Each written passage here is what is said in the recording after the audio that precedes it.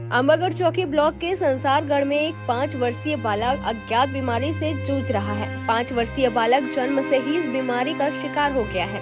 वहीं मासूम का परिवार मजदूरी कर अपना जीवन यापन कर रहा है, साथ ही अपने बच्चे का उपचार कराने में असमर्थ है और शासन प्रशासन से उपचार के लिए गुहार लगा रहा है। ज्यादातर वनांचल क्षेत्र में चिकित्सा सुविधा गाँव-गाँव तक नहीं पहुंच पाती, इसलिए शायद स्वास्थ्य चिकित्सा अधिकारी को इस बात की जानकारी नहीं है कि क्षेत्र में बीमारी से ग्रस्त एक बालक भी है।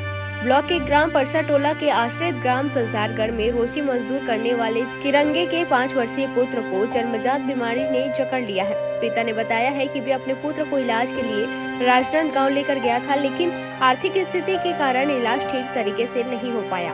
अब मजदूर पिता अपने पुत्र के लिए शासन प्रशासन और जनप्रतिनिधियों से उम्मीद लगा रहा है कि अपने पुत्र के लिए कुछ आर्थिक सहायता मिले। पखांजूर से विप्लव कुंडू की रिपोर्ट। कुमार कहाँ रहते हैं? ग्राम संसारगढ़। ये आपके बच्चा ला बीमारी कब से है? जन्म से है। तो कहीं इलाज उलाज करवाए रहे हो?